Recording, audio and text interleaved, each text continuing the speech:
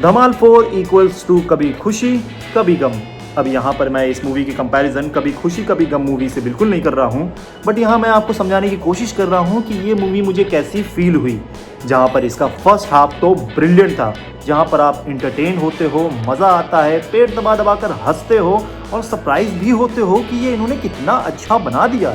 मैं सच बोलूँ तो मैं जब इसके फर्स्ट हाफ को देख रहा था तो मैं अंदर से मेरे को यही फीलिंग आ रही थी कि इन्होंने फर्स्ट पार्ट के जैसा इसको बना दिया है। जहाँ पर फर्स्ट हाफ का हर एक सीन बहुत ही ज़्यादा फनी था, जहाँ पर जितने भी पेयर आपको मूवी के अंदर में देखने को मिलते हैं, चाहे वो अजय देवगन और संजय मिश्रा का पेयर हो, चाहे वो अंजलि आनंद और रितेश देशमुख का पेयर हो, और अरशद वारसी या फिर जावेद जाफरी का पेयर हो, इन सारे पेयर्स की जो जुगलबंदी आपको फर्स्ट हाफ में देखने को मिलती है ना, वो आपको बहुत ही ज़्यादा इंटरटेन करती है। और इन सारे कैरेक्टर्स की जो वन लाइनर लिखे गए हैं फर्स्ट हाफ के ना, वो ब्रिलियंट है भाई। मतलब मुझे जो फर्स्ट हाफ का जो सबसे बेहतरीन एपिसोड लगा था वो हॉरर एपिसोड, जहाँ पर अजय देवगन और संजय मिश्रा एक घर के अंदर जाते हैं और वहाँ पर उनका भूत से इनकाउंटर होता है और वहाँ भूत उनसे पूछता है कि चाय पियोगे, तो संजय मिश्रा उसके रिप्लाई में बोलते हैं कि यस, 2 चीनी और साथ में कुछ बिस्किट के साथ।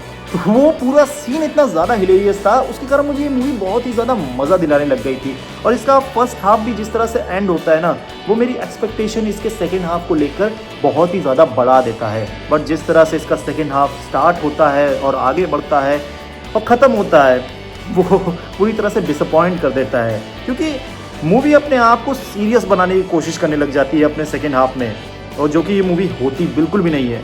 सीरियस आप कब फील होते हो? जब आपको स्टार्टिंग से थोड़ा थोड़ा फील कराया जाए। जहाँ पर हेरा फेरी मूवीज़ की अगर आप एग्जाम्पल लेंगे तो वो मूवी कहीं कहीं पे सीरियस होती है, और इनके इसी सीरियसनेस के कारण जब इनके इमोशनल सीन्स निकल कर आते हैं ना, तो वो आपको डीपली इम्पैक्ट करते हैं। जहाँ पर हेरा फेरी में राजू जब एडमिट करता है कि वो पैसे के लिए कुछ भी कर सकता है, या फिर बाबू राव अपने एक ड्रीम को एडमिट करता है कि उसका क्या ड्रीम है, तो वो सारी इमोशनल सीन्स आपको बहुत ही ज़्यादा इम्पैक्टफुल लगते हैं। और यहाँ पर ऐसा कुछ भी फील नहीं होता है धमाल 4 को लेकर, जो इन्होंने कोशिश की है अपने क्लाइमैक्स को लेकर, जहाँ पर ये पूरी तरह से इमोशनल हो जाते हैं, जहाँ पर इनको होना चाहिए था इमोशनल के साथ, एडवेंचर्स के साथ फनी, जो कि इनका बेसिक चीज़ था, वो पूरी तरह से ये खो देते हैं। ये फर्स्ट हाफ से बहुत ही ज़्यादा फनी होने के बाद सेकेंड हाफ में पूरी तरह से फ्लैट हो जाते हैं।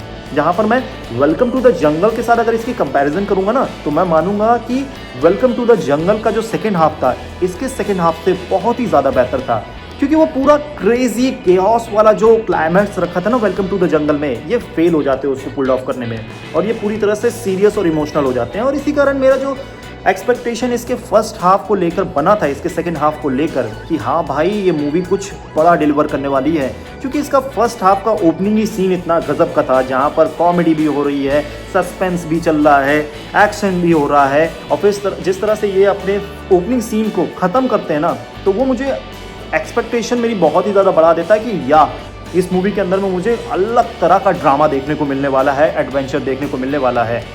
बट जब इनका सेकेंड हाफ स्टार्ट होता है ना, तो ये इतनी जल्दी ही मूवी को ख़त्म करने की कोशिश करते हैं, जिसके कारण इनका पूरा का पूरा जो इन्होंने फर्स्ट हाफ में जो बिल्डअप कराया रहता है ना, वो ख़त्म हो जाता है। जहाँ पर आप धमाल 1, धमाल 3 की जो स्टोरी सेम ही रहती है, उसका जो एडवेंचर रहता है कि किस तरह से वो डब्लू के पास पहुँचेंगे, वो जो एडवेंचर देखने को मिलता है ना, वो ही मूवी को सबसे ज़्यादा बेहतरीन बनाता है।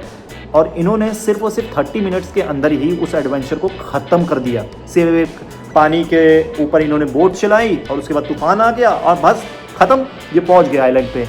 और मेरे को लगा कि भाई बस इतना ही था एडवेंचर, थोड़े बहुत क्या कहते क्रीचर आए और बस ख़त्म ये केव के अंदर।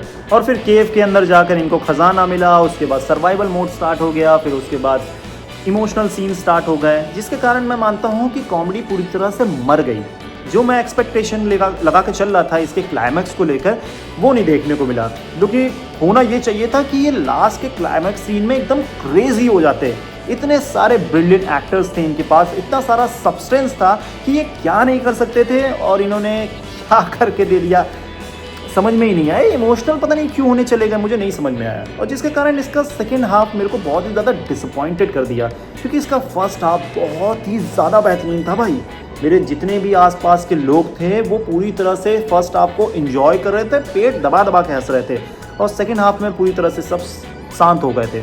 क्योंकि जब तक मूवी ग्राउंडेड रहती है ना, तब तक ये मूवी काफ़ी ज़्यादा इंटरटेनिंग और फनी लगती है। क्योंकि जितनी भी इन्होंने इनिशियल स्टोरी दिखाई है फर्स्ट हाफ में अपने सारे कैरेक्टर्स की, वो आप काफ़ी ज़्यादा कनेक्ट कर सकते हैं। क्योंकि ऐसे तरह के कैरेक्टर्स आपको आस पास में अपनी नॉर्मल ज़िंदगी में मिल ही जाते हैं, जहाँ पर असर वारसी का कैरेक्टर अपनी लव लाइफ को बचाने की कोशिश कर रहा है। रितेश देशमुख एक ऐसी लड़की को चाहता है कि वो जो बहुत ही ज़्यादा अमीर हो, बट मिल ऐसी जाती लड़की है जो बिल्कुल भी अमीर नहीं है। अजय देवगन अपनी गर्लफ्रेंड के बच्चों को पटाने की कोशिश कर रहा है। तो ये जारी जो स्ट्रगल दिखाने की इन्होंने कोशिश की है ना, जो ग्राउंडेड इन्होंने स्टोरी दिखाने की कोशिश की है फर्स्ट हाफ के अंदर में, वो बहुत ही ज़्यादा मुझे पसंद आई। और फिर जब ये अपने आप को बड़ा बनाने की कोशिश करने लग जाते हैं ऑल ऑफ सडन कि हमको अब यहाँ से बड़ा बनना है सेकेंड हाफ में, वो पूरी तरह से फेल हो जाते हैं। क्योंकि वो कनेक्ट ही नहीं हो पाता है कि हाँ, ये ग्राउंडेड मूवी इतनी ज़्यादा अचानक से इतनी ऊपर कैसे चली गई। मैं मानता हूँ कि यहीं पर ये फेल हो गया, बट स्टिल जो एक चीज़ इस मूवी के सेकेंड हाफ को पूरी तरह से बिखरने से बचा लेती है, वो है इसके कास्ट की परफॉर्मेंस। जितने भी एक्टर एंड एक्ट्रेस आपको देखने को मिलते हैं मूवी के अंदर में, उन सब की परफॉर्मेंस बहुत ही ज़्यादा ब्रिलियंट है। And Ajay Devgn as a comedy actor भाई बवाल है, भाई बवाल है।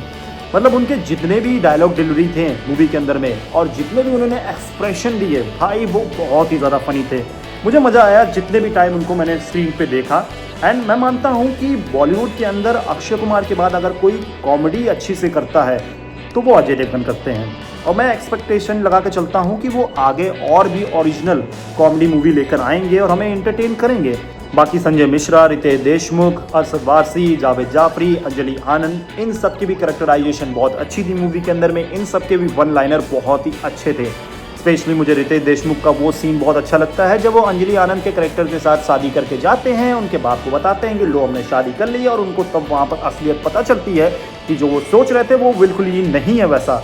और फिर वहाँ पर एक जो कैरेक्टर आकर उनको डिस्क्राइब कर रहा होता है कि मैं तो यही बताने की कोशिश कर रहा था। वो पूरा सीन इतना ज़्यादा मज़ा आया ना मुझे कि मैं बता नहीं सकता हूँ। ओवरऑल हाँ, ये मूवी अप एंड डाउन ज़रूर रही अपने सेकेंड हाफ को लेकर, बट अगर ये अपने आप को सेकेंड हाफ में मजबूत कर पाते हैं और कॉमेडी अच्छी रहती है इसकी, तो ये मूवी मेरे लिए इस साल की बेस्ट कॉमेडी मूवी बन जाती। वेलकम टू द जंगल से भी ज़्यादा मुझे इस मूवी के अंदर में मज़ा आता। बट ओवरऑल ठीक है, आप इस मूवी को देख सकते हो, इंटरटेन हो सकते हो, आप जा सकते हो इस मूवी को देखने के लिए अपने दिमाग को घर पे छोड़कर। बाकी इस मूवी को मैं 5 में से 3 स्टार दूंगा। आप जा सकते हो इस मूवी को अपनी फैमिली के साथ, क्लीन इंटरटेनमेंट है, आपको बोर बिल्कुल नहीं करेगी, आपको मज़ा आएगा। तो आप जा सकते हो इस वीकेंड इस मूवी को देखने के लिए। बाकी मिलते हैं अगले वीडियो में, तब तक के लिए अगर आपको ये वीडियो अच्छा लगा हो तो इस वीडियो को लाइक कर दीजिएगा और चैनल को सब्सक्राइब कर दीजिएगा।